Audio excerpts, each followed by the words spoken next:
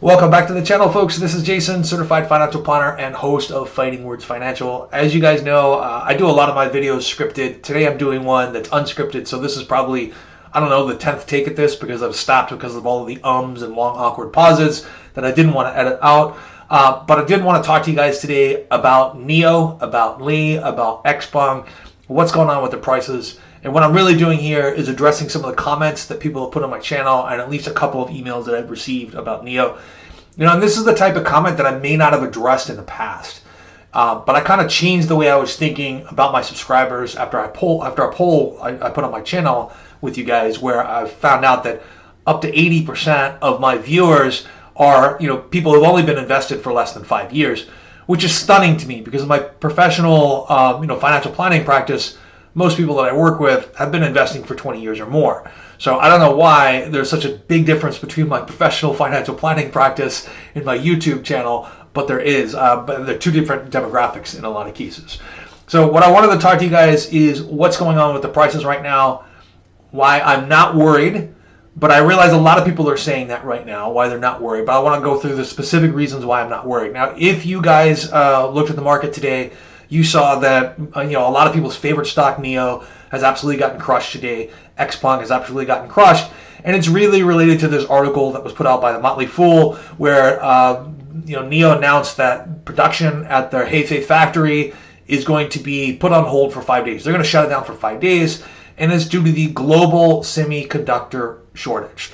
Production is going to be suspended on the 29th, and it's going to reduce first quarter deliveries down to about 19,500 vehicles, which they previously estimated they're going to have 20,000 vehicles to 20,500. So by comparison, though, it's still way up from the year before, but it's not growing as expected. Now, this is a temporary problem. And what I mean by it's a temporary problem is that this is also a problem that the semiconductor chip industry knew about starting in about late October, right? They knew this was happening in about late October. And the semiconductor industry, I've been studying this for a long time, for almost 20, 25 years. They live and die by how much excess production capacity they have. They never want to have too much, production capacity that's sitting there idle, and they never want to have too little, and they carefully manage that. And occasionally, when demand spikes, they get caught out, and there's a shortage. This is not the first time this shortage has happened. This is not the last time this shortage of semiconductors has happened. It's going to happen again in the future. But they do have plans in place to expand capacity temporarily, and they have plans in place to add capacity permanently that go back years and years and years, right? This is something that they prepared for a long time. So way back in November, there were articles from semiconductor industry experts that were posted saying there's going to be a shortage of chips. It's going to begin sometime in December of this year, that would have been 2020, and it's going to last for around 9 months before enough production capacity comes online. So it's not just NIO that's suffering right now from this global shortage. It's not just VW that's suffering from this global shortage. Tesla's going to suffer from it. Xpeng, Lee, they're all going to suffer for it. Maybe the only EV company that doesn't suffer from this is going to be BYD, and that's because BYD makes their own semiconductors. They're the only company that's really truly vertically integrated in the way that Tesla wants to be vertically integrated. They can literally make every single portion of their vehicle. Every other company is dependent on part suppliers in one way or another, and one of those parts for every company out there, even a non-EV company, is semiconductor chips.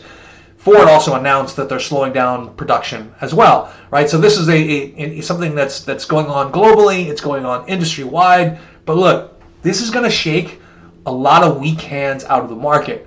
And this has done so over and over and over. Now, I was an early investor in Tesla. And as rosy as Tesla looks today, if I were a different type of personality, someone who got upset by world events, or somebody got upset by adverse events in the market, then maybe I would have bailed out of Tesla at an inopportune time, and I never would have made the hundreds of thousands of dollars that I've made on Tesla, right? And so I've been investing in Tesla since 2011. And while you guys think, wow, look at all that return you made on what was an initial investment of maybe $3,000 or $6,000 or something like that, now it's like hundreds of thousands of dollars. I can tell you the ride was very bumpy, and there were years that I was underwater. And really, this fits in the pattern with all technological revolutions.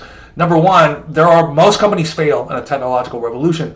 But number two, the fortunes of those companies rise and fall dramatically with the times, right? Little things can affect public perception of the company. Little things can affect stock price of the company. This is one of those little things that's going to affect production temporarily, right? Very temporarily, but it's going to shake a lot of weak hands out of the market. Now, you can choose to be a lot of things when you're an investor, right? I choose to be a shark. And an upset market and a troubled market is my ocean. And let me tell you, baby, I smell blood in the water. When I woke up this morning and I saw that NEO was priced at $35 a share, I really thought about violating some of my asset allocation rules. Ultimately, I decided not to do it because I already have enough NEO and I'm actually overweighted in EV stocks right now.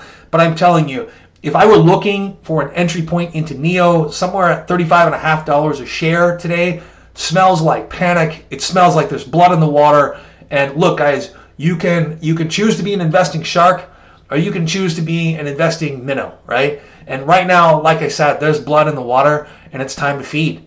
The panic is out there, and for not really a very good reason. We are already halfway through, or maybe a third of the way through this chip shortage right now. It's going to end at some point, and I think really between now and probably the end of June, you're going to have multiple really good opportunities to invest in NEO, to invest in Xpeng, even more good opportunities to invest in Tesla.